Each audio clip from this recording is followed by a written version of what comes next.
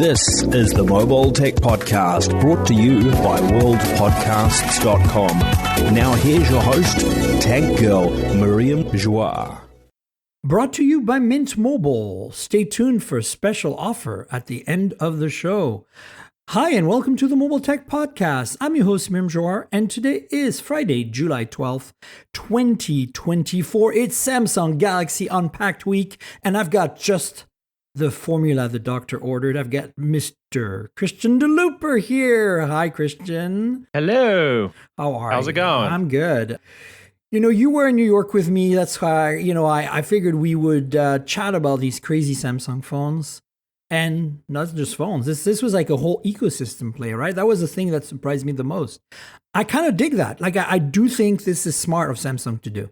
Yeah, I think it's cool. It's tons of new stuff came out. Couple phones, couple wearables, couple earbuds, et cetera, et cetera. Yeah, good stuff. Yeah, so we've got together a lot of it here, Yeah, we've pieced together everything that they released except for one device. So here's the Flip6. So that's in case you're wondering what I it got the looks Fold like. here. Yeah, and I've got the Fold in pink, which is kind of cool, like that. And it's got blue and pink. It's very nice. Yeah. It's very gendered. I don't know. Maybe they did it on purpose. Look, it's great. And then, of course, there's watches, there's Buds, as you said, and there's the Ring. I think the Ring is the star of the show. Let's start with that because I'm actually very impressed with that. I think, look, I've never used a smart ring. I'm aware of Aura. A lot of folks, you might have tested Aura. I don't know. Have you? Yep, I used Aura. Yeah. It's been a while, but... So you don't currently use it, but you did, right? I don't currently use it. I did for quite a while, but it's been probably a year since I stopped. Okay.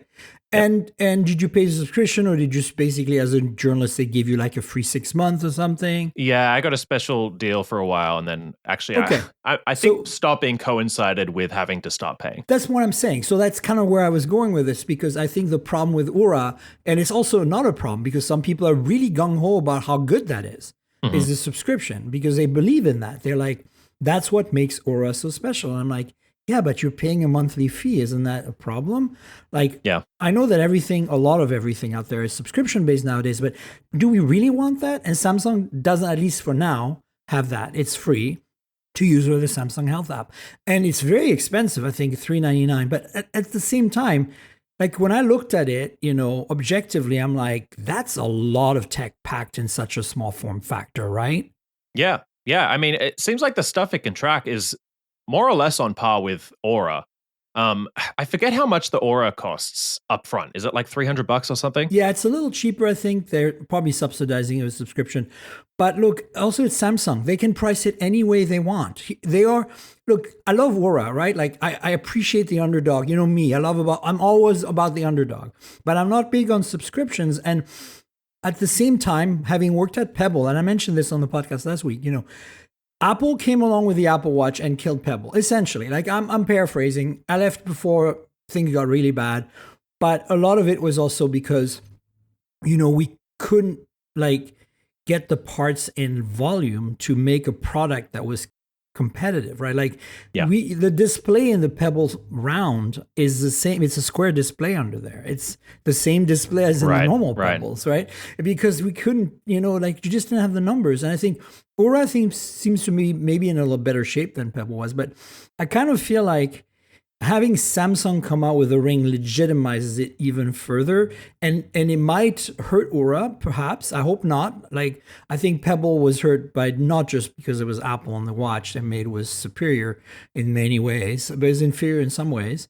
But it was also because, our CEO was not really having a strategy around what to do, right? Sure. That makes a difference. Yeah, but my point is Samsung is defining to the general public a new product at this point. Like, I think the average person out there will probably see an ad for the Ring in the next month and go, oh, that thing is a thing. Like, a ring that is smart and connected to your phone is now in their mind's eye. Right? Yeah. Whereas before, they probably never heard of Aura, right? So I think that's kind of like you and I know, my audience knows, but I think the average person, and I think I'm excited about the Ring for that reason. It's a little pricey, there's no subscription, so that's minus and plus. But at the same time, I think the big plus is it's a Ring that will run on any Android device that is made by a big company. It'll be supported for a long time. The features are going to be solid, et cetera, et cetera. Now, it's a bit of a bummer that it doesn't support Apple, but I think that also will mean Apple will make a ring. I bet you in the next 2-3 years, Apple will make a ring, right? I think there's been rumors out there for a while about Apple making a ring anyway. And I kind of think that it is bad. I mean, I get the idea of like, it's more in the consumer consciousness now about getting a smart ring, but I'm not so sure that it's good news for Aura at all. No. I think that most people are going to just buy the first party device that has tighter integration with their ecosystem anyway. And then it's nice. I'm just showing the phones for the Patreons. And then add on top of that, the idea of paying a monthly subscription, which, Samsung and Apple are not going to charge.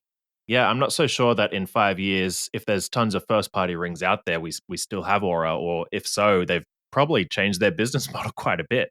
Maybe if they want to stick with a subscription, then they get rid of the upfront fee and make it a kind of hardware subscription where you pay monthly and then send it back when you don't want to use it anymore or something like that. But I'm not so sure. Yeah, I don't know. I feel like for me, it's just when a big company takes a product like this and finally runs with it, it's a good sign. It means we're going to get lots of competition. Yeah. I wouldn't be surprised if BBK Group, Oppo, OnePlus, Vivo, Realme is working on something. Wouldn't be surprised if Apple, of course, is working on something. And yeah, look at this phone. It's so nice. It's so nice. I like it. Anyway, thanks to the Patreons for those of you watching. I appreciate it. So, to me, the thing that stands out here is it integrates with the whole Samsung Health ecosystem. Kind of like, Apple does this very tight vertical integration on things. And I think the benefit here is that you can wear the ring and a Samsung watch, and they kind of have a symbiotic relationship, as it were, right? So I think for me, that's one thing where I'm like, okay, this is interesting, because I wonder if you get better tracking. Like, I don't know, did they tell you? Like, I don't feel like they told us very well what they do when they're used together, but they did hint that it does get, more data, better data, whatever, right?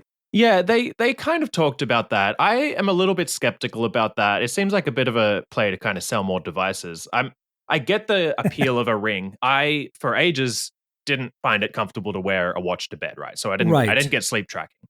And that's when I was using the Aura ring and really liked the insights that I got from the sleep tracking. But now I'm used to wearing a watch to sleep, and I don't really understand. I understand people who don't want to use a watch, but I don't understand why I would use both together. So from what I understand, I get your concern, but from what I understand is it's a battery life play more than anything, because they can assign some tracking to the ring, some tracking to the watch, and the sensors aren't running as often. And so you now have better battery on the ring and the watch. And also you can, do you remove one? Like say you're going to do handiwork. You don't want to probably smash your finger with a hammer wearing that ring.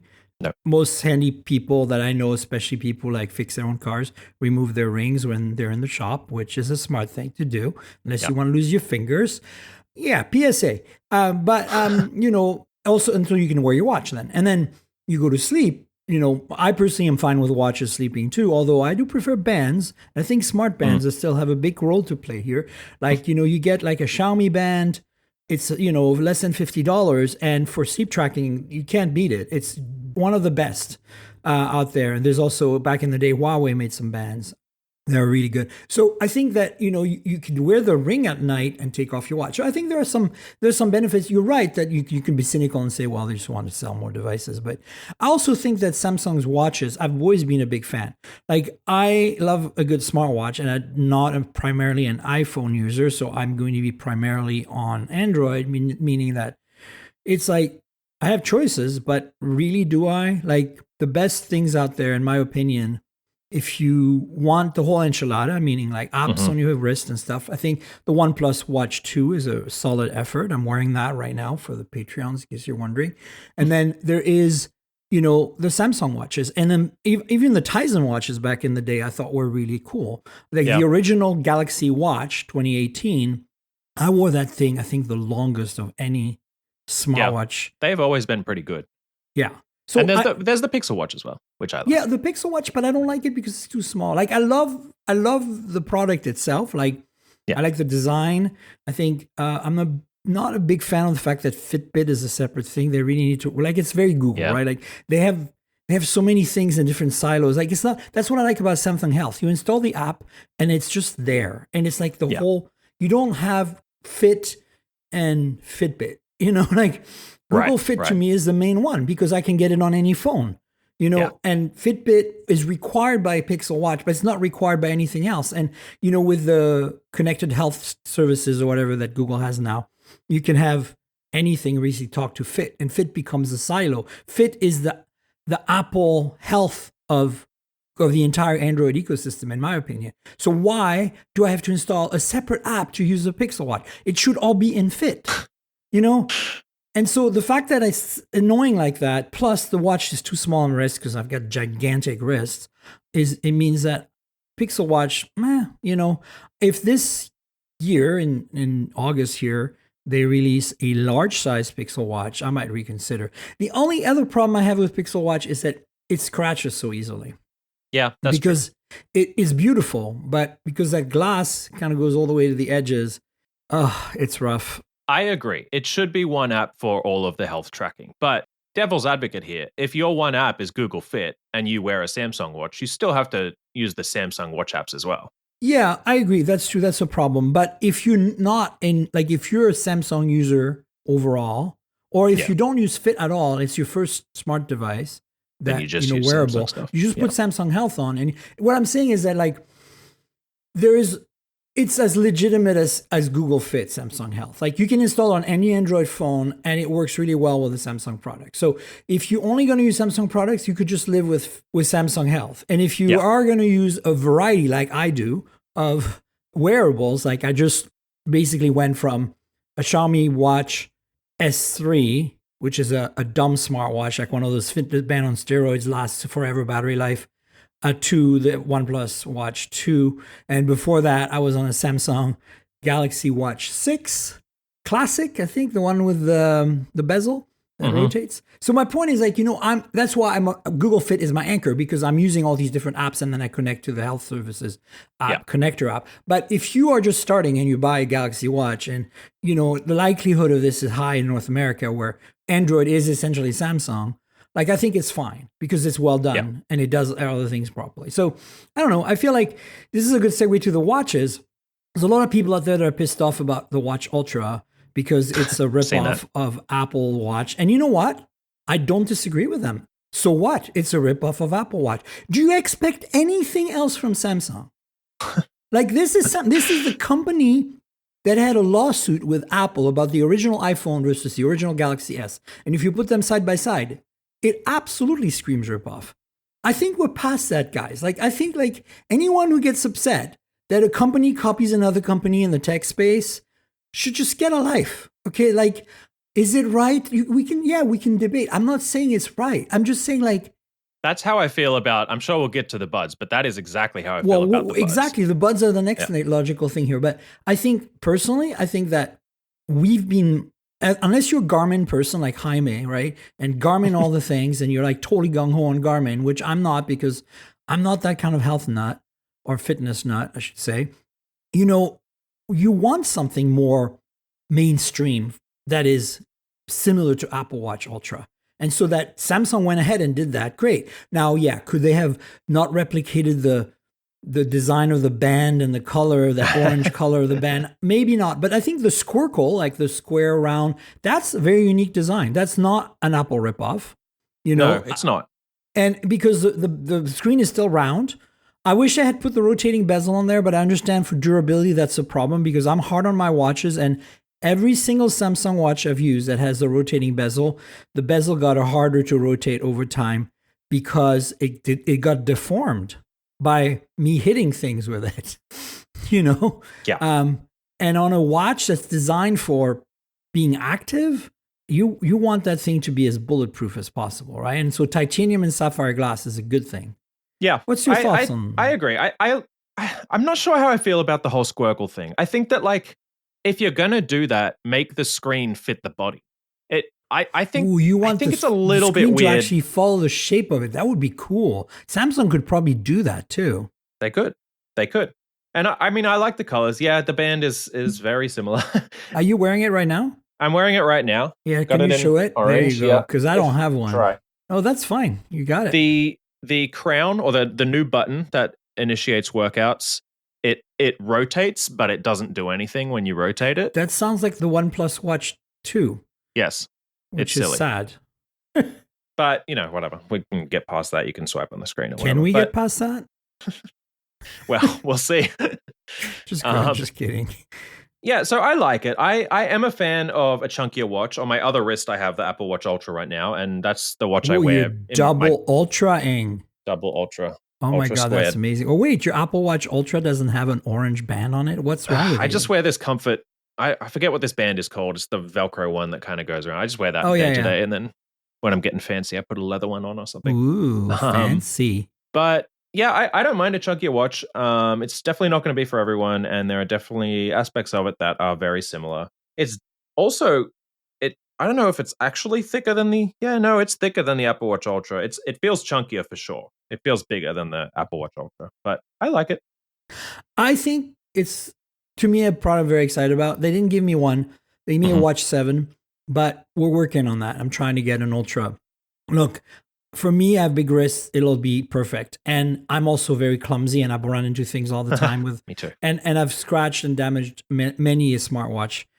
Even though I'm generally a careful person with my devices, but when they're on your wrist, when they're an extension of your body, it's a whole different thing. Like, it's hard. When you're in your pocket, you can put a case on it, or you can be careful. But if it's on your wrist, like, it's very easy to brush against a concrete wall with your watch. Oh yeah, I'm constantly hitting stuff, and that's why I'm like titanium sapphire. I think this is good. The other thing is worth mentioning is they have an FDA approved, not approved, but authorized is the word FDA they used. Authorized, different sleep than approved. apnea tracking feature, which I think is really interesting. This is on all the new watches that they have. I think Samsung's always kind of competed with Apple by bringing. They kind of try, like, somebody comes out with a feature, then the other one copies, and I think it's not necessarily always Apple coming with them at first. So I kind of like the fact that they're both trying to push the envelope. And, Tim Cook being such a health and fitness nut, that's why I really think we're going to see a ring from Apple, because it would make sense to me. Yeah. He'd want people to have that option. And so I think, that's healthy competition. And I can't really feel like Fitbit and Google can be put in that same kind of like pedestal, because they're not quite at that level yet, in terms of their functionality and their seriousness about it. Yeah. I think Samsung can be trusted that their wearable platform is not going away. Like it's absolutely, it's that's here. true. Yeah. And I think, like as somebody who kind of switches watches from different brands and has to rely on Fit as my anchor, has to rely on the connection that Google created that lets other apps kind of integrate. I'm highly conscious of that. It's so much less friction to use Samsung Health than even Fitbit, in my opinion. It was just kind of what I was getting to earlier, Yeah. So yeah. I'm very excited about what the wearables brought to the table from Samsung on this. I think a lot of people are upset with the Ultra, but I'm like, look, it was inevitable. Like, what did you think was going to happen? Yeah, no, I agree. I'm excited about it too. I still think that they didn't do a good enough job at differentiating the purpose for the ring versus the watch. And I think for now, probably most people who don't want to wear a watch will like the ring, and who don't mind wearing a watch will like the watch. But I really don't think that there's any reason to buy both yet. Maybe that'll change. And that is something that I think Apple would be good at. I think Apple would give you a reason to buy both. Somehow, exactly. But I think the other thing to keep in mind is, just like the original Samsung Galaxy Fold, this is a first gen thing. I think Samsung's also testing the waters to some extent. You can tell they haven't quite figured out the marketing around that. Even, us PR people reach out to us and we're like, you can tell when it's not baked, the messaging. And the messaging was not baked on this product. It's funny because it was the big product that they teased earlier this year at the S24 launch. It was the big, like, oh, this is coming later this year. We'll release it later. And I kind of agree. I think at the core, Samsung is an engineering company, whereas at the core, Apple is a marketing company. And I think you see that here. Like, And I'm not saying that Apple's not an engineering company. Apple absolutely has the engineering chops. And I'm also not saying Samsung's not a marketing company, because they can apply themselves and sometimes do some brilliant marketing. I'm just saying that if you look, like, their strengths are more like, I think Apple's strong on both fronts, but possibly the marketing is a little better. Sure. Because they, ultimately, what I think Apple's really good at with engineering is to take things that are out there, that are bleeding edge, that other companies have done, and refine it and make it very easy to use and integrate it in their ecosystem. And they don't do it first, but when they do it right. And when they do it first, it's incredible. Exactly. And so I think the engineering chops, absolutely. I'm just saying that they're not usually the first, and Samsung neither. But Samsung, I think, at their core is a bit more engineering driven than marketing driven. And so, probably what happened is the engineers goes, yeah, we made a ring and it's good. And then the marketing people are like, oh, well, this is exciting. We should mention it at Unpacked in January. So they did. And then they're like, okay, the ring's ready now. And then the marketing people are like, well, what do we do with that? And the engineer's like, man, that's your problem. We don't know. We can tell you what it does. It does sleep tracking, blah, blah, blah, blah, blah. You cycle tracking, all that stuff. It's awesome. And people are like, oh, well, okay. Well, anyway. So I think that's kind of what happened. It's just like, but since we're on wearables, I would normally, at this point, if you look at my hands-on, I switched to the phones here, and then I did the Buds at the end. But I like to do the Buds now because Buds are wearable. And we're talking about these similarities. And look, the reality is this, is Apple, the stem design wasn't invented by Apple, all right? Like Apple, with the AirPods, I should actually say, let's rewind. Let's go back to the iPod, the original iPod, the one I still have and found the other day, nice. 2001. It works, battery charges, everything. Wow. It's incredible. You know what I've noticed, as an aside to the audience and to you? All of the devices from the late 90s and early 2000s that I have, where I was able to take the battery out, or I was able to store in good conditions with a battery half full, still have batteries that charge and haven't bulged and haven't, like my mini disc player, the lithium battery is perfect, and it's from 1992. Wow. They were built different back then. Maybe later than that, because 93 is the first year they did mini discs. So it's probably more like 98. But the point is, like, it's amazing that my iPod still charges. So the iPod earbuds had the stem, but Sony invented the stemmed earbud with the Fontopia series of earbuds back in the 80s, late 80s, early 90s, with the MDR, whatever it was, series of wired earbuds, right? It was basically an extension of the cord to kind of like, for you to like stick it in your ear at the entrance of your ear canal. Yeah. They invented that. So Apple rolled with it with the iPods, but they stylized it in white. And I actually think the original iPod earbud design is the coolest looking of all the Apple earbuds designs. Because, when they went to the ear pods, it was not quite as sexy. Yeah. But then we got the AirPods, which were basically the earpods without a cable. And then everybody made true wireless earbuds. And the majority of them, I would say, adopted the stem very rapidly because it's the better way to go. You got a microphone closer to your mouth. It's easy to put in and out because you don't have to fit. Like, I don't have any issues with the previous Buds that Samsung has made. I have a bunch of them. I think they sounded good. I think they did their purpose. The ANC was decent. I just always have a problem putting them in and taking them out because there's nothing to grip. And they also they fit weirdly and they look weird. And like, I think this was the logical thing to go with stems. Like, I don't think you can, like, I don't want to say, ooh, they copied Apple. I want to say that about other things regarding the earbuds, but I think that in terms of the stem setup is the way to go. And by the way, Samsung calls them blades because Samsung wants to be different. They're not stems, they're blades. Yes. But how do you feel about the stem part? I think earbuds with stems are objectively better almost every single time. Exactly. It's not just about making them easier to put in your ear. It's about like distributing the weight better. Those nothing earbuds, they fit so well. They're so comfortable. Oh my God, they're the best right now. Both of them. They're really good. For the money, like I keep telling people this, like my editor at Hot Hardware was like, when I told him about the Samsung Buds, he's like, oh, you should get them. I'm like, dude, I'm going to try. But like, I don't really care. And he's like, why not? I'm like, because I got the ears. Yeah. And he's like, what are you talking about? And I'm like, you need to try the new Nothing Buds, Yeah. The ear A and the ear. And he goes, really? I'm like, they are like, forget the price for a second. They're some of the best earbuds short of going Sony that I own. And the problem with the Sonys is they don't have stems, and especially the WF, the high-end ones, the really expensive ones, do not fit well for me ever. They always are bulky and uncomfortable. They sound incredible. They're the best earbuds I've ever heard in terms of true wireless from a mainstream company. But to me, I need comfort too. And for that, I like the Link Bud S better because they're a little smaller. But Link Bud S doesn't sound as good. So at that point, at that sound quality level, I'm back down to AirPods Pro, Ear, Samsung Buds. I'm back to that level. But then you look at price and you look at what Ear delivers for the money, $149. It's cheaper or the same price as the Buds 3 from Samsung, but it has all the features of Buds 3 Pro and looks cool. If they were the same price, I'd buy the Ear.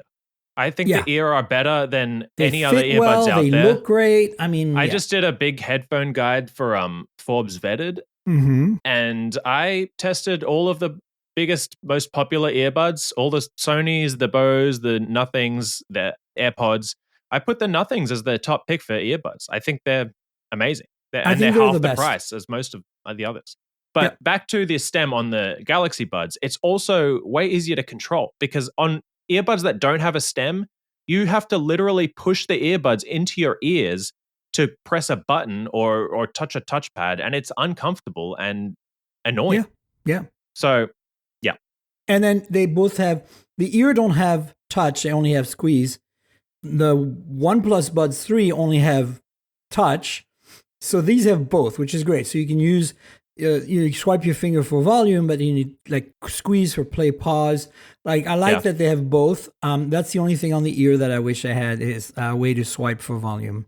And they don't have that. So, okay.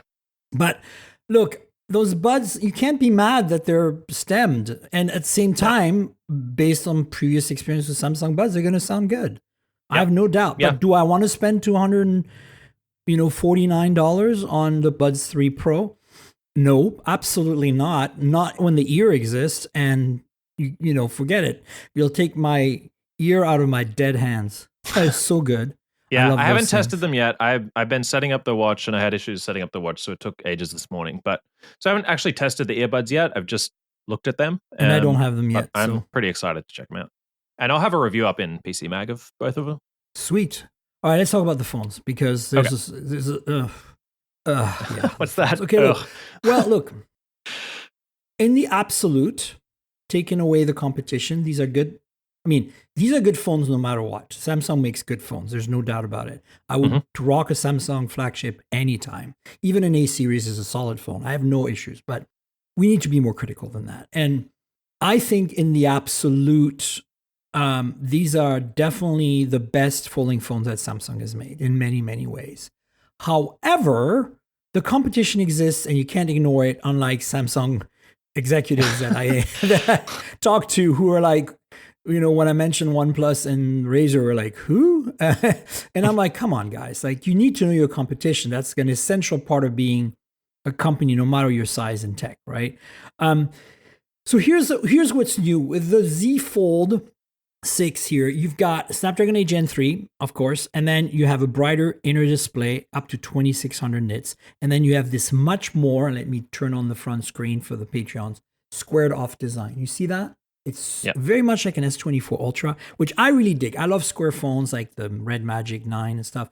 And I think it looks much better than the previous phones because of this new industrial design. But also, it's slightly wider, less tall, so the aspect ratio is more rectangular, more square, I guess. And it honestly makes, even just 3 millimeters makes a difference. It's not as wide as a OnePlus Open still, not as, it's taller than a OnePlus Open, but it is a step in the right direction. It's also almost as thin as a OnePlus Open if you don't count the camera bumps. It's getting there. And it's lighter. It's 139 grams, which is the same weight as an iPhone 14 Pro Max from 2 years ago. So I don't mind that it's not as wide as the Open. I really like the Open. And I think the Open's the best one. So yeah, the Open's great. But I'm not mad about it that it's slightly narrower. Yeah, it's easier to use with one hand, that's for sure. Yeah, I don't know. I like what I'm seeing. I'm just saying that the only two updates are Snapdragon 8 Gen 3 and 2600 nit main screen for $100 more. And $18.99 now is a lot of money. And I would like to add that the camera system is essentially unchanged. Yes, there's a slightly revised, newer ultra-wide sensor from the S24 that inherited from the S24, but it's a 12 megapixel, still nothing to write home about compared to, the 48 megapixel ultra-wide on the Open, for example. And this camera system, it is basically in Gen 3 at this point because it came out on the Fold 4. So battery size is the same at 4,400. Like, I think they could have done more. And especially when they charge $100 more. Like, I find it's a hard sell in that sense. I think the raised price is a bit of a bummer. It is a bit thinner. I haven't used the Fold 5 in a while. I reviewed it when it came out. Well, I just took it out again and you notice it. You notice you notice the difference, right? Yeah. Yeah. So I really like that. I mean, that's cool. I don't know if that warrants they're finally price bump, as I said, they're close to the Open in thickness. It's a major improvement for Samsung in that sense. Yeah. And weight too, because the OnePlus Open is pretty light. So I think this is good, but like $100 more. And to me, the biggest, I can live with the same battery size, the same essential front display, even though it's a little wider. Like, that doesn't vex me at all. What vexes me is the cameras. At this price point, not knowing that Oppo/OnePlus was able to put a flagship level camera system, an S24 ultra worthy camera system in their folding phone, and Samsung, the inventor of the folding phone, the makers of one of the best camera phones on the planet, is not doing the combination of the two somehow on their $1,900 phone. That is pissing me off. I'd have to wonder if that would add much thickness. It wouldn't. That's what they said, though. But you look at the Open, the camera bump is definitely noticeable, but it's not thicker overall with the camera bump than the Fold6. Like, it's the same. They're the same. So if BBK Group can do it, Samsung surely with all their might can do it. Come on. They just don't want to. I reckon they will next year, though. I think I'm not even convinced that. I think Korea doesn't understand. Like, I really don't think they get it. I think in their minds, it's very Apple. They're like, Apple doesn't get it either. It's like the iPad versus Mac problem. It's like they want to create product categories that don't interfere with one another. And so the way they're looking at it is, you want a pen built in, you buy an S24 Ultra. You want the best cameras, you buy an S24 Ultra. You want a folding phone, you buy the Fold 6. And I'm like, no. I want my cake and eat it too. Give me everything. And you look at Oppo or OnePlus, they did everything. You can buy a fine X7 Ultra, and the camera system is just marginally better than what's on the Open. Yeah. Yeah. No, I agree. But I do think that they'll eventually put a pen in as well. That's my hope. Well, but maybe that's just wishful thinking. No, I think that would be nice. But again, they would be cannibalizing the S24 Ultra or the Ultra series, because there won't be a S24 by then. And I think in their mindset, it's like, no, we can't do that. We're going to keep those product lines. Remember, how long did it take them to integrate the Note and the S24 flagship Ultra? Yeah. Right? Like, for a long time, we were saying, why'd you have both lines? It doesn't make any sense. And they're like, well, and then finally they caved in. And I think it's going to be like that. I give it 2 or 3 more years before they wake up and go, oh, maybe we should put the same camera system on. Oh, maybe you should put a pen and a silo in there. No, actually, I know they've thought about the pen with a silo, because when we went in Korea last year, they showed us some prototypes of the Fold 5, and one of them had a silo. Oh, really?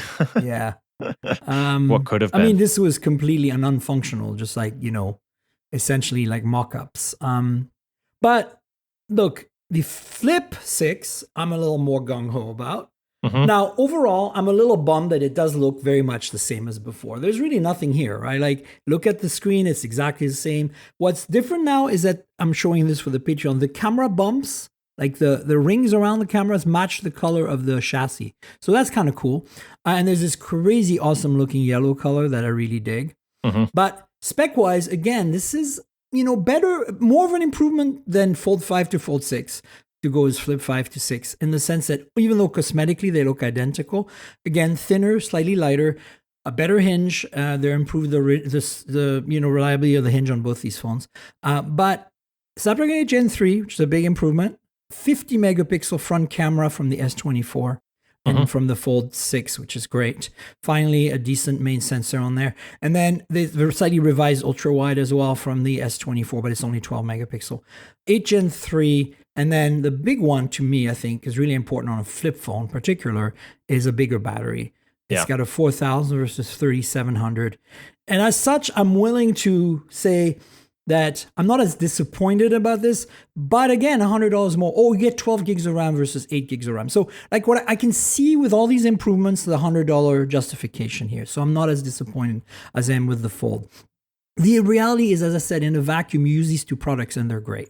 Like I think I'm going to be reviewing the Fold6 for hot hardware. And I bet you at the end of my review, I'll be like, yes, I still prefer the Open. Yes, I would still recommend the Open. Yes, the Open is more affordable. Yes, the Open has a better camera, but this is a fine foldable phone. And if you are somebody who wants to buy from a carrier subsidized, or you're invested in the Samsung ecosystem and you've had Samsungs in the past, I totally would not get upset with you for getting that instead of an Open. You know what I'm saying? Yeah, so for sure. What's your thought on the Flip? Yeah, so I've always been more of a folder than a flipper. And that. I don't think I even reviewed the Flip 5. I think I played around with it a bit, but I don't think I ended up reviewing it. So yeah, I think it looks great. I think it's cool. I think the Flips in general are cool, and I think the improvements are not. Yeah, I think they're great improvements. So how was the battery on the Fold 5 like in real world? It was passable. It was fine, but this is going to improve. And also, the 8 Gen 3 is a little more thirsty when you start pumping up those performance cores. So, yeah, if you're playing games on your Flip, which, some people will probably do, and you like, say play Genshin Impact, for example, you're going to need a slightly bigger battery to keep up with the 8 Gen 3. So I think that makes sense.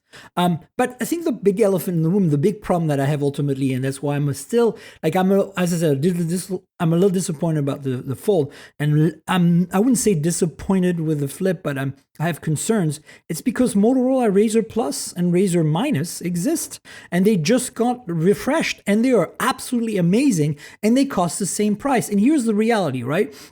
For day-to-day use, for like normal stuff, the Razr Minus with its 3.6-inch display now, which is the same display as the Razr Plus was last year, $699 gives you a bigger front cover screen than the Flip. And yes, you don't get an 8 Gen 3, you get a Dimensity 7300, but the average person, unless you're playing Genshin Impact, you're not going to notice. Day-to-day, you're not going to notice. And the camera systems are similar, 50 megapixel and 12 megapixel ultra wide. So to me, I'm like, I cannot understand how I would want to pay $10.99 for something that 90% of the experience with a bigger screen will be given to me by a Moto Razr for $699. And then if we get into the better Moto Razr, the Razr Plus, you get a 4-inch display. It's basically covering the entire front of the screen. Like, how can Samsung let the competition leapfrog them like that? How do you feel about the slightly changing topics? How do you feel about the widget-based software on the front, on the cover screen of the Flip? I hate the fact that they didn't really update anything on the software side. Like, yes, you can run widgets now. So can the Razr. And yet you still can't run just any app. Like, it's like you still need to install whatever is Good Lock or whatever to get, and then it's a half-baked experience. Whereas Moto, every time they improve the experience on the front screen.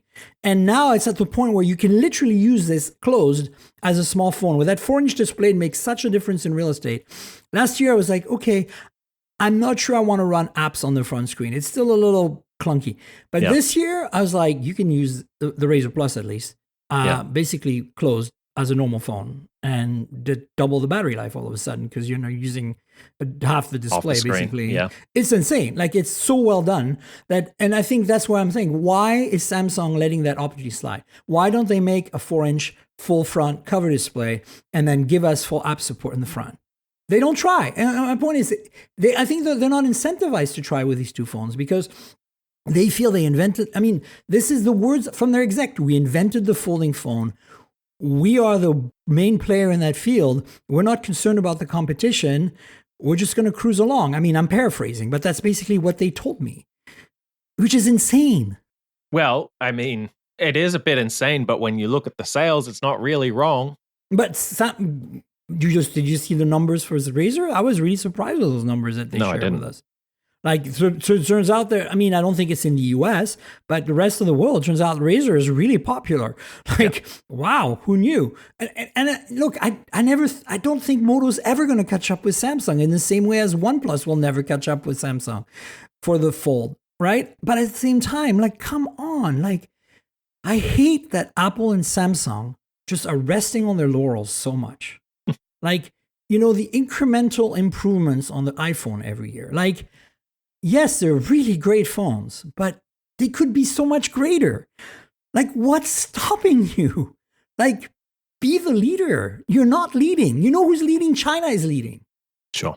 And that's just like, you look at the Xiaomi, 14 Ultra that I have, and it's like, that is a camera phone.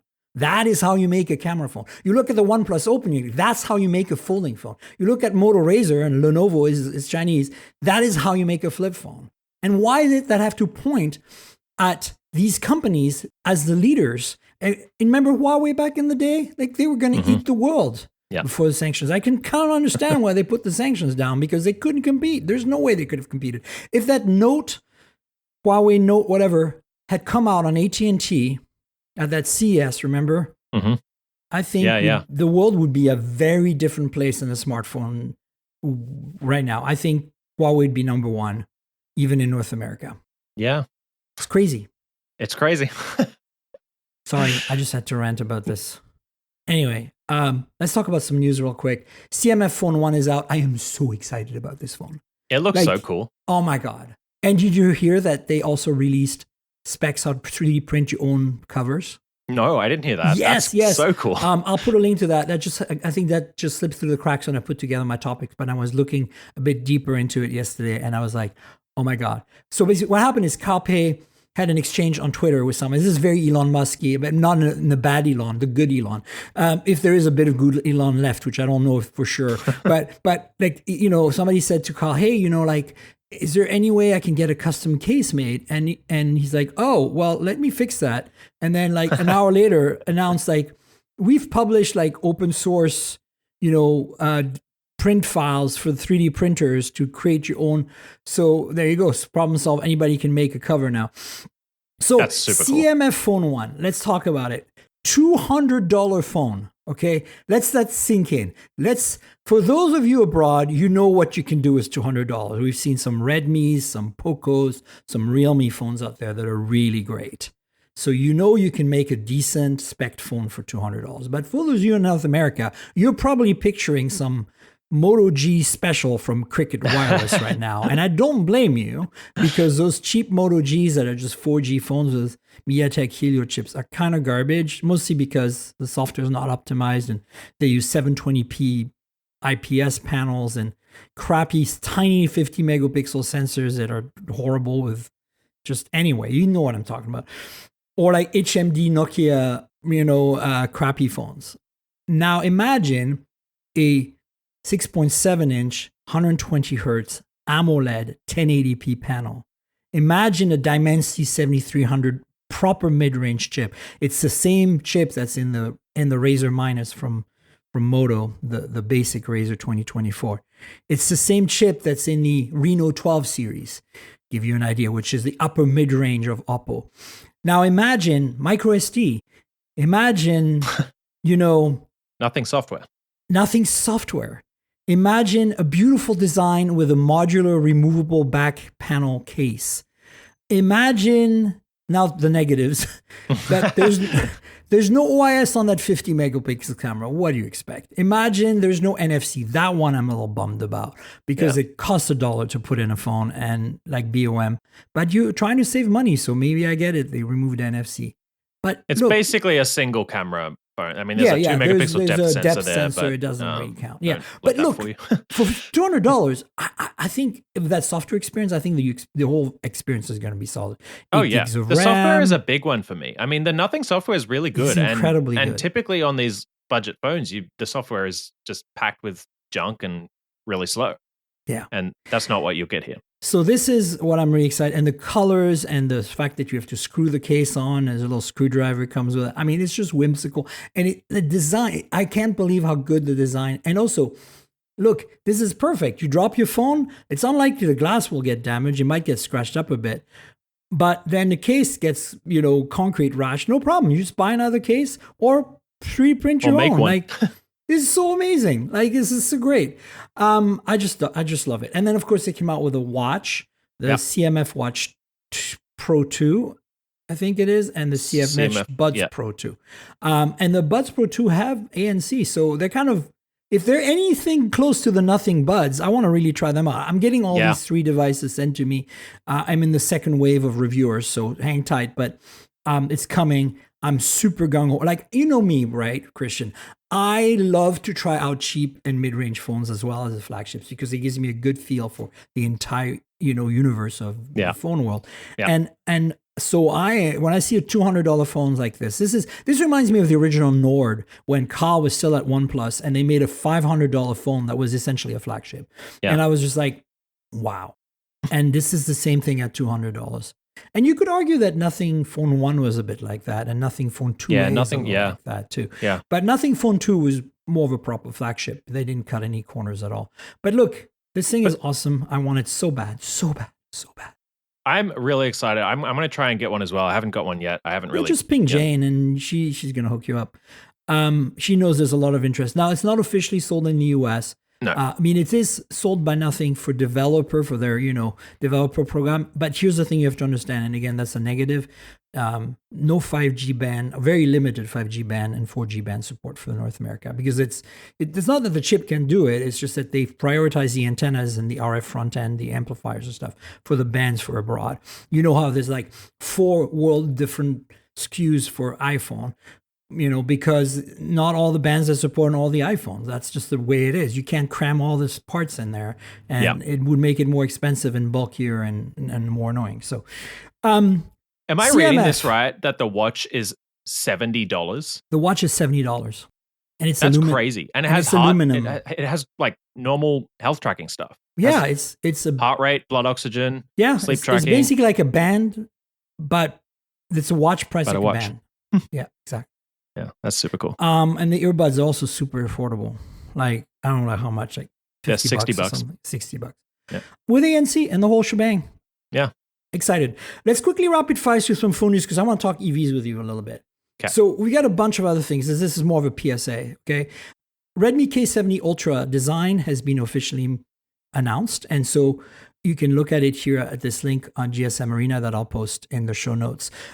This is the Ultra. So the Poco F series that was just launched recently that I went to Dubai for, Poco F6, F6 Pro is kind of like the highest end Poco. This is the highest end Redmi. So Redmi and Poco kind of compete with each other. They're part of Xiaomi Group, but they're basically affordable brands. And so their flagships, think of them as OnePlus 12R, versus OnePlus 12. So the Xiaomi Mi series would be like the OnePlus 12, and then this K70 Ultra or the Poco F6 Pro would be like the 12R, right? And so what we know here is exciting is this is going to have a beautiful 1220p OLED display at 120 hertz. And it's going to have a Dimensity 9300 Plus, which is the highest spec chip that MediaTek makes.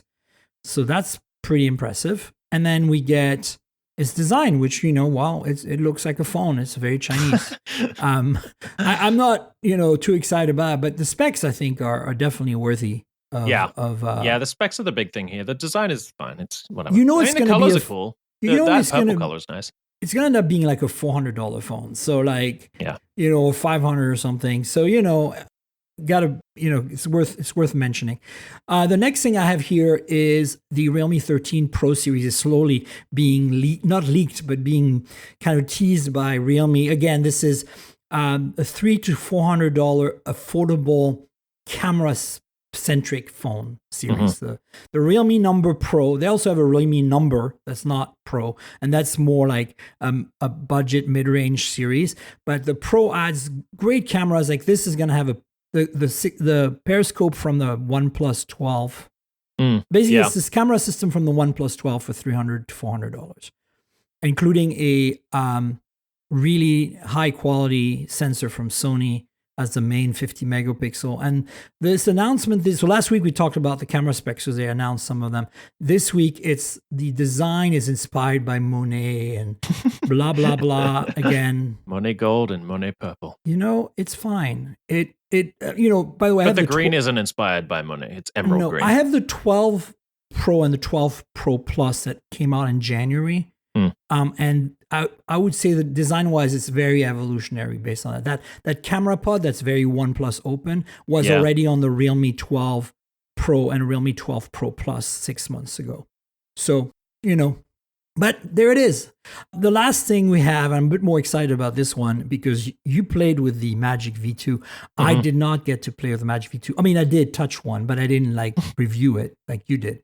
The Magic V3 is about to come out, and the leaks are stronger than ever, and it looks like it's going to be thinner than the even V2. thinner. Even thinner. And nobody has beat the V2 yet. So the V2 was so thin. Reviewing that thing was crazy. It felt like a slab phone when it was folded up. Like, honestly. So this is supposed to be even more like that. It's supposed to be 0.2 millimeters thinner. And at first you're like, 0.2, really? That's nothing. But that's a pencil tip, folks. Like that's like, a 0.5 millimeter automatic pencil. That's half of the thickness of that. Yeah. But it doesn't seem like much, but when you put it down and you hold it, it makes a difference. We'll have to see how much of a difference it makes, but really it's just making the thinnest foldable already in existence even a little bit thinner, which is crazy to me. And when I reviewed the V2, I was expecting a really bad battery life and that kind of stuff. No, battery was good. Cameras were pretty good. I mean, they were I think the camera's going to be even better on this. And look at that 5,200 milliamp hour. Are you kidding me? On a folding phone? Yeah. That thick? Or thin? Yeah. Wow. Okay, so there you go. There's the phone news for the week in a nutshell. I want to dive into EVs before we wrap up because you and I cover cars and EVs and car tech. And you wrote an article recently that for Digital Trends that I thought was really interesting about what affordable EVs you're excited about. Yeah. So where do you think we're at? Because this is one of the kind of very controversial topics right now in the EV world. Is a lot of us want affordable EVs, like a $25,000 to $30,000 EV that you can just buy new. Now there's a whole universe out there of used EVs that are really affordable. Right now there's a lot of really good deals to be had on leases. In Colorado, you can lease a Nissan Leaf. Not that I would recommend leasing a Nissan Leaf, but hear me out. For something like $69 a month. That's crazy. I didn't hear that. That's absurdly cheap. So that is cray-cray. So anyway, the point I'm making is that you can get a EV right now. I think the Ioniq 6 has also got really good discounts. So that's not what we're talking about here. What we're talking about is the actual real price, no sales, no deals, no special, being around 25, 30K. And so what are the cars that you picked here? Because I agree with a lot of them. So tell us a little bit about that. Well, the first one is the Bolt EV. So the Bolt EV was around for a while, and then Chevy announced they were going to kill it. Everyone freaked out. Yeah, we all freaked out. And they were like, okay, actually, we won't kill it, but we're going to take a few years off and kind of redesign it. This was, keep in mind, after a few recalls. I think they felt like the Bolt EV's name was kind of, dirtied by the recalls, which that's actually interesting you mentioned that. I think that there's a storyline here because when the Bolt came out, it was, affordable, had decent range. Mm-hmm. It was very competitive, not Tesla Model 3 good, but it was okay. And then they had some battery issues and it soiled the name a bit. But I also feel that they really came back from that, and mostly because of community, right? People who owned it, who bought it, once the fire issues were addressed, really love their Bolts. I know lots of few people who have one. They really like it. Yeah. And I think so.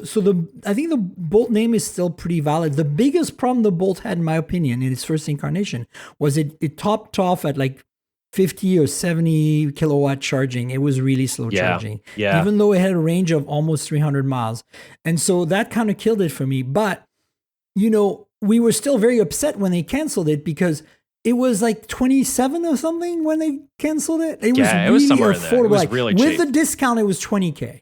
Yeah. It was Yeah. crazy. Yeah. Anyway, so that continue. should be coming out. I think originally we thought it was going to be out as a 2025 model year. It might be pushed to a 2026 But is it model year. Ultium then? Is it using the It Ultium is. platform? But Yeah. then why is the Equinox is almost at that price now? Equinox is a bit bigger. It's not quite that price. How much is the Equinox? It's more, but I'm just saying like it's 30, I want to say 37 or 35. It's more, but like it's still not bad. That's a $10,000 difference. Yeah, but remember the Bolt was canceled now, what, 2 years ago? So inflation. True. Like we're not going to see, look, I don't think we're going to see 25K. I think we're going to see 30K. I think if we hit sub 32K? 30, like 29,999, exactly. that'd be great. Yes. But I think we have to keep in mind that, like, you know, literally in a year, my sandwich is 1.5 times more expensive, both in San Francisco and Vancouver. This is real. Like in a year. So we can't assume, even the Bolt is still, you know, there might be still some left on lots out there being sold right now at a discount. And we can't assume that. We have to look at what the Bolt cost at the end. And it was very affordable, but with inflation, probably 30K is reasonable, right? Yeah. And I think that is reasonable. 30K is a great price for a solid electric car, you know? So if they can replicate the magic of the original Bolt, the size, range, price, but give it faster charging speeds because the Ultium platform allows that, I think I'm very excited about that too. And maybe a cooler design. Well, it was a bit dorky looking, but every small hatchback, even the like sexier of them all, you know, Kia EV3 and the Volvo EX30 is still a little dorky looking. I don't know. I like the EV3. Yeah, me too. But maybe I still I'm think, just like, dorky. But if we see it in person, it's going to be very, you know, it's going to be like a lot of those very small European hatchbacks, which are very tall and very short, and you know, and it's hard to get proportions that look good when you have these constraints. I'm not saying it's impossible. Yeah, but it looks like a shrunken EV9, and I like the EV9. Yeah, I agree. The EV9 nice. is very, very good looking. So so the EV3 is the next one. When do you think we're going to get that in the States? Do you think we even are going to get that in the States? It'd be stupid for Kia not to bring this car, right? Yeah, I think we will eventually. I mean, we don't really know if we will. Kia hasn't made any announcements about specifically US availability. Correct. I think they've said that it'll come to Europe by the end of the year. It's going to be, when I wrote this piece, it was supposed to be released in Korea next month, which is this month. So I don't think it's out just yet in Korea, but it's on the precipice of that. So then Europe, and then hopefully US, North America. I think there was maybe rumors early that Canada next is year. getting it already as well. Well, I mean, you know, Canada gets sometimes it, I'm gets sure sometimes gets smaller cars that the US doesn't get. I think part of the question is if they feel like they want to tool their US plants to build it. Right. And I'm not sure. I think the sales of like EV6 and EV9 are good enough to where maybe they won't do that, but we'll see. But I mean, they could always build in Korea. They could, but then they wouldn't. I mean, it's expensive with the tax credit and that kind of stuff. Yeah, that's right. Well, for leases, maybe. I don't know. Maybe. And then there's EX30, which were delayed, unfortunately. Did you write the story before the delay announcement or after? Must have been before. Yeah. Yeah, so just so you know, originally the EX30 was going to be manufactured in China and imported to the US, but then and that's when they announced it last summer and took reservations for the car, and it, they had the first reviews. The media flew out to Barcelona and tried it out. I wasn't invited to that, sadly, but everybody raved about this car because it's small and electric and affordable and has good range and good performance, and it's also really well made and it's very Volvo. Like it's got and that it looks cool. Minimalist interior, but in a good way, not the Tesla way. And so, like as a Tesla fan, I will admit, look, I do not like Elon, but I do like Teslas. I think that the technology, the experience, the overall experience, because of supercharging and a bunch of other things, is still the best. Yes, the interiors are not the best. I think that the quality of the materials has improved, but it's still not as good. Like even the Highland could still benefit for some tweaks, etc. I understand all that. Panel gaps I don't really care about, but I do agree that Tesla needs to up their game with these issues, and they're not, and it's annoying. But a lot of companies, Rivian is the closest to Tesla in terms of delivering on the 5 things that I think are important to any EV, which are range, fast charging, and I'm talking about 275 or more kilowatt here, and range I'm talking about 300 miles or more. Actual range, EPA doesn't matter that much. Yeah. The third thing is it has to be a full-on software-defined vehicle with zonal architecture. What else? There was advanced ADAS. And I'm not talking about full self-driving here. I'm talking about level 2+, like super cruise type stuff, or hands-free maybe. Hands-free like highway Blue driving. Cruise. Yeah. And then the fifth was I can't remember. There was a fifth, but the point is that the EX30, because it's made by Geely, Chinese manufacturer, Geely, whatever. Yeah. It's like Polestar, right? Their parent company is Geely. So I think these cars fit the bill. They're the only cars right now that are software-defined vehicles that have this, definitely, really from the ground up EV design. And so I'm excited about the X30, but then they delayed it because of those tariffs that the government in the US imposed on Chinese cars. And so now they're going to be manufacturing, I think, at their plant in Belgium. And so it's delayed, and they've offered their people who put a deposit like to refund it or give them a perk if they stick around. I think like a discount or something. Yeah. And all this makes sense because I think, look, if you're an EX30 reservation holder, you stick with it. Like I think the car's coming, just delayed a little bit. But I think it's going to be one of the most compelling. Personally, I would probably pick that over the EV3, but that's assuming that, I actually see the EV3, because I might be swayed because Kia really makes some great EVs. The problem with Kia's EVs is, and maybe the EV3 will change that, but they're not fully SDVs. They're not fully software-defined vehicles. They're still not fully upgradable. They're still not designed from the ground up around the software. And that's kind of like a problem, I think, and the problem, this kind of actually segues nicely into Rivian, because Rivian is now with version 2 of their R1 series, fully software-defined vehicle, using the new zonal stuff. And I think that the R3 is definitely what I'm waiting for. Like right now, I am R3X in particular, and you put that in your list. So what are your thoughts on I think that's the Rivian? car that a lot of people are waiting for. That's kind of the we still don't know about price. So I put it in this budget EVs that I don't think it's going to be but affordable. Like I think it's because Rivian is always going to charge a bit of a premium, but I think it's going to be Model 3 affordable. And right now you can Right now you can buy a Model 3 long range rear wheel drive. It's just they relaunched that model. It was gone for a long time. It was the original Model 3 wasn't dual motor. It was a single motor rear wheel drive with a large battery pack. So it was long range. Yeah. And that's basically what they relaunched just now for, I think, 30,000 after rebate. Okay. So 37 essentially, which I think is for what, and this is the Highland. So you're getting the upgraded interior, the upgraded exterior. I think for that price, that's impressive. I think if they reach that, that'll be good. I'm hoping our Rivian can be like, even if they're less than 40, I'll be happy with Rivian because I think they're a premium brand. I reckon it'll be around 40. I mean, so the R2 is supposed to be around 45 ish. I think they said under 45. We'll see about that. If the R3 is around 40 or a bit under 40, that'll be great because it's. I mean, I haven't driven it. I haven't even seen it in person, but it looks pretty cool. There's a couple of prototypes out there. That's about it. Yeah. I am excited because I grew up in Europe with small hatchbacks, and I kind of dig the kind of retro design they have going there. And also, I know having driven Rivians and knowing their technological prowess and their understanding of making SDVs, software-defined vehicles, they get it. And so they're the closest to Tesla. And right now, if you have an R1 or of any kind, you can charge at superchargers. And it's not just that you can plug in and charge at superchargers like Ford. It will route plan using superchargers and proper, like a Tesla would. Ford doesn't have that. Ford right now, if you route plan in the display on a Mach-E, it doesn't include superchargers, even though you can plug into superchargers. So it's kind of like moot, right? You have to use a separate app to plan your trip. That's silly. Whereas Rivian does that. Rivian does let you plan using, the whole system. So it's great.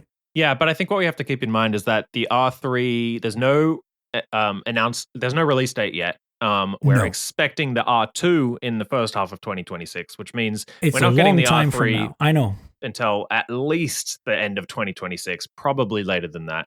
And, that's 3.5 years away. By then, hopefully, more of these cars will have the ability to route to superchargers, and they'll have the NACS port and be able to just plug in at superchargers, and they'll have the better software. So I think Right that the now- competition question is still real for the R3. Absolutely. And, as you said, by the time the R3X or R3 comes out, there'll be Kia will be fully software defined, and Hyundai as well. And the competition will have caught up on a lot of these things that I feel are critical, like range and stuff. So I'm actually very excited to see what happens. But in the immediate future, I think EX30, EV3, and hopefully, and right now, consider the Equinox. Blazer's more expensive, right? Yeah, the Blazer's more expensive. And so we're looking at the Bolt. Then, who knows? You have the Kia EV9 in there. I think for its in its category, the price is really amazing. In its category, I wouldn't say it's an affordable EV, right? Like it's getting a little pricey. I love it. I started writing this, and I wanted to have a good selection in there, and then I started writing, and I was like, actually, there's not really that many budget EVs coming out, and I think that is a problem. I think that's part of the issues here is that yes, the price of ICE vehicles has gone up, of combustion engine vehicles has gone up, but most people aren't spending, 40 grand on a car, and anything under that is still not really that budget until we hit 25-ish for a new vehicle. And I don't think we're anywhere near that. I think you're right. And then I also think that the used EV car market is going to become a thing by the time the R3X is out, Oh, absolutely. And so, right now you can buy some really good deals on used EVs. Model 3s are going cheap. Yeah, Model 3s. And they're pretty, despite their flaws, they're really great cars. Like, I know I sound like a Tesla fangirl, but I am. Because it's true, it's valid. Like, if you can put aside some of these things, and some of you can't, and I totally respect that. But I'm just saying, I still think overall, right now in North America, the best EV experience is offered by Tesla, and Rivian is a close second. Yeah. And then it falls down a cliff rapidly after that. Look, in the absolute, you get in a Kia EV9, and it's a fantastic experience until you go to charge, right? And that's today. Yeah. I know it's going to change, but the reality is today. And you're going to say, well, it doesn't matter. I charge at home. Well, awesome. Good for you. Then you're set. But I don't charge at home because I can't. And also, I road trip all the time. I just drove my Model 3 from Vancouver to San Francisco. I didn't even think about charging. Yeah. Charging was even a concern for me. I think if you're willing to think about charging and willing to plan it out a little bit, road trips But you shouldn't have to. Which is why Tesla wins, or Rivian, or Ford a bit less because you have to use an app. But I'm just saying, the fact that I can get in an R1T right now in New York and drive to San Francisco without a single concern about where I'm going to charge is what we need to achieve on a Kia, on a Hyundai, on a Polestar. I'm a big fan of what Polestar is doing. I think the Polestar 2, especially now in its rear-wheel drive reconfiguration, because it was front-wheel drive originally. There's always been an all-wheel drive version, but the all-wheel drive version, even though it's faster, it doesn't drive as well. The rear-wheel drive is incredible. I highly recommend you borrow a rear-wheel drive Polestar 2 version 2. And alongside that, the Volvo C40 and XC40 have been redone as well to be rear-wheel drive. Yeah. Same platform. Unbelievably good drive for the money. But I'm very gung-ho about the Polestar 4 right now. I think of the upcoming near future, not as far as R3, but closer to us, near future, to me, the car I would go into, even though I'm a Tesla fangirl, I don't think I could give Elon my money. So if I had no qualms about, no ethics, I say I would just buy a Model 3 Highland Performance. That would be no brainer for me. But if I do want to have these qualms, then it's going to be a Polestar 4, I think, for me, performance. To hold me over until the R3X, because I want the X. Absolutely. I'm just going to go nuts and get the best one you can. Yeah. So that's kind of where I'm at. But I think your article is really interesting in that sense that, you're looking at kind of a holistic view on what's available now. And it's hard. It is hard. And I think the question of charging is something you and I disagree on a little bit. Maybe if you're considering a Tesla, then maybe you don't need to worry about it as much. But I still think that unless you can charge at home, you should not be considering an EV right now. I think it really depends where you live. If you live in an urban environment where there is a lot of options for charging, like San Francisco, for example. I mean, it's not the only city. I think it's true in other places.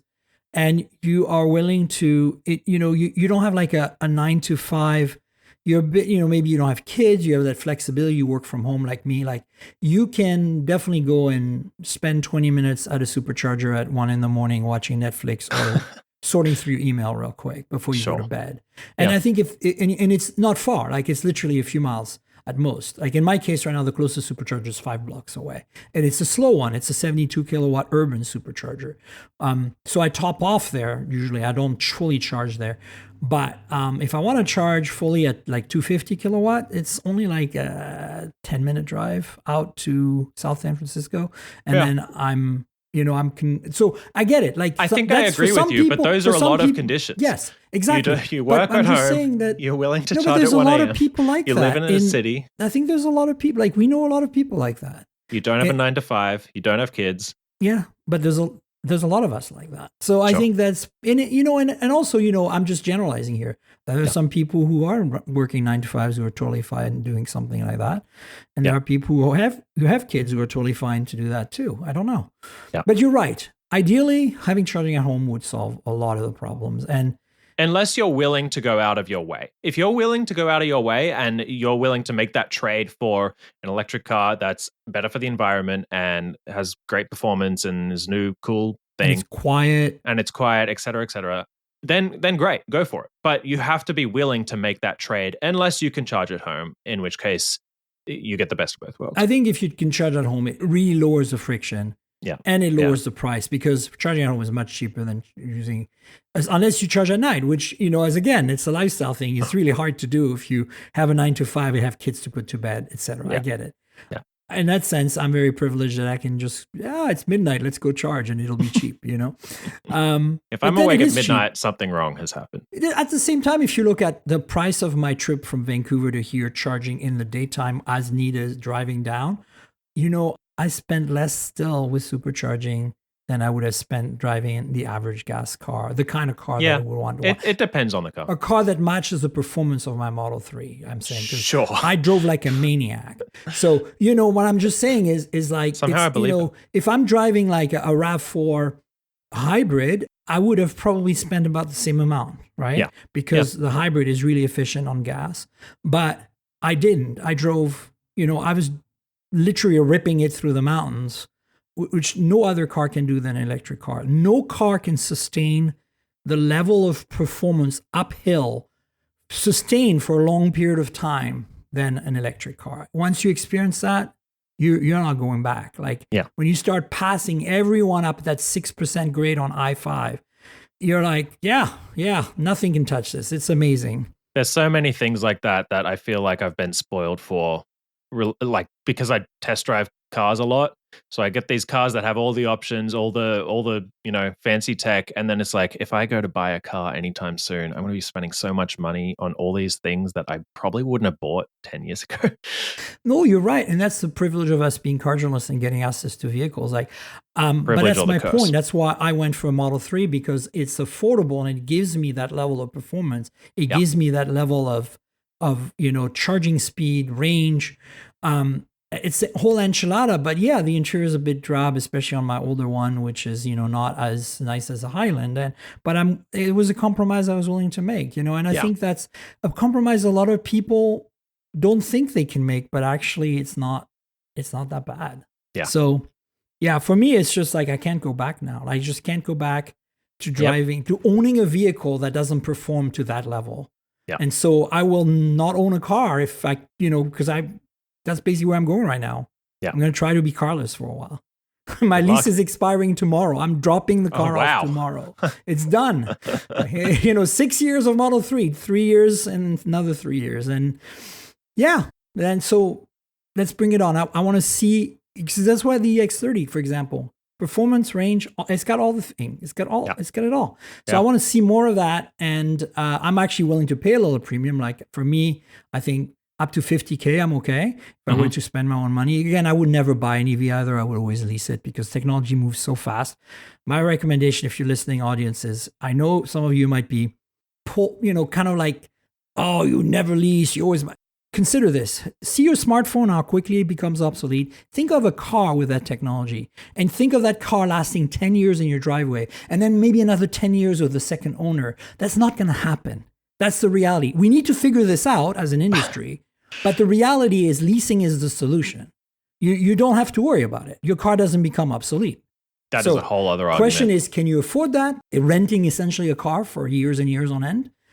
That's something for you to decide. But I just want to put that on people's radar. It's really important when you consider buying an EV right now to consider leasing, because you don't want to be stuck with a car that doesn't get software updates in 5 years, okay? That is coming from the perspective of someone who only drives software-defined vehicles. What if you use CarPlay? Software-defined vehicles are the future. This is going to be the only thing we have going forward. It's unavoidable. But they're not the present. Because the efficiency. Yeah, but even an EV9, right? Like, is it going to support the latest version of CarPlay and Android Auto? What if 4G gets made irrelevant and then 5G is the only option? Remember how many cars lost access to the internet when the 3G was cut off? Yeah. That's what I'm talking about. I'm not even talking about the software that Kia maintains, you know? Yeah. This could be an entire whole podcast, guys. If you want it, let us know. Hour and a half? We should, if you want to do an EV special sometime, I'm up for it. All right, let's do it. All right, folks, we're going to wrap it up. Christian, you want to tell people where they can find your work on the internet, also your social media handles and all that good stuff? Yeah, you can find my work pretty much all over the place. I write for Digital Trends. I write for BGR. I write for PC Mag now, which is fun. I write for Forbes Vetted, et cetera, et cetera. And you can find me on Threads at Christian DeLuba. That's my name. There you go, folks. Please follow Christian on social and check out his awesome work. Very prolific, lots of really good stuff. Cars, phones, wearables, earbuds, TVs even. Tom's Guide, right? Tom's Guide, yep. So folks, check out Christian's work. And you know where to find me on the internet, folks. I'm at Tankgirl. That's TNKGRL. Like the comic book character, drop all the vowels. That's my handle on Twitter, on Blue Sky, on Threads, on Instagram. I'm trying to prioritize Thread and Instagram right now. So check me out there, and you can chat with me and Christian on Insta. And of course, the podcast lives at mobiletechpodcast.com. We're on all the major podcast platforms. Please subscribe and tell your friends to subscribe. And then there's a YouTube channel, youtube.com/mobiletechpodcast, with all the devices from Samsung. I just did a quick hands-on video. You can see the stuff in person. And please subscribe, tell your friends, click the bell. You know how YouTube works. Tell me in the comments anything you want about these Samsung devices, and also about this podcast if you want to comment about the podcast. For those who want a special treat, there's a Patreon. I mentioned it throughout this episode. Patreon.com/Tankgirl. That's Patreon.com/TNKGRL. For $5 a month, you can get a video version of the podcast in advance, about a day in advance. And you get to see the phones, you get to see our faces, you get to see our chat. Sometimes there's bloopers, sometimes I leave extra content if we go over time. So consider that a little bonus. And if you want to support me, it's a great way to do it. If you don't want to spend $5 a month, there's other tiers there you can check out. Patreon.com/TNKGRL. And if you don't want to use Patreon, you can make a donation through PayPal and buy me a coffee or something. There's a link in the show notes. Click through it. Click the button that says PayPal. I would appreciate your support, and also appreciate the support of my sponsor, Mint Mobile. You know I review a lot of phones, so I'm constantly juggling multiple devices. While that's fun, it also means I'm spending a lot of money for wireless service on multiple SIMs. Thankfully, there's Mint Mobile, and that's who I'm teaming up with for today's podcast. If you want to save money on your wireless service, switch to Mint Mobile. You've probably seen the Mint Mobile ads featuring Ryan Reynolds, but let me quickly tell you how fantastic their service is, especially for tech-savvy early adopters like us. Mint Mobile offers premium wireless for as low as $15 a month, and you don't have to sacrifice any coverage, speed, or data. They're built on the nation's largest 5G network. They keep costs low because they sell direct to you online. They cut out the retail stores and salespeople. Why should you pay more than you have to for access to the same network? In my experience testing phones, Mint Mobile delivers the same data speeds and call quality as the big three for a fraction of the cost. Switching to Mint is super easy. Thanks to their eSIMs, you can sign up and activate immediately right on your phone from the comfort of your home. No more standing around waiting in line at a big wireless store. You can keep your current devices and phone number and easily switch services. And if your phone isn't eSIM compatible, Mint will ship you a new SIM card free of charge. The whole process only takes 15 minutes, and if you get stuck, Mint has a great customer service team to get you through it. All Mint Mobile plans include unlimited nationwide talk and text, plus lightning-fast 5G and free mobile hotspot. Mint will show you how much data you use each month and recommend plans that save you money. Mint also offers a modern family plan that lets you set up a super affordable family plan with as little as 2 lines. Use my link, mintmobile.com/mobiletech, to get premium wireless starting at $15 a month. Stop paying more than you need on your wireless bill and start saving big with Mint Mobile.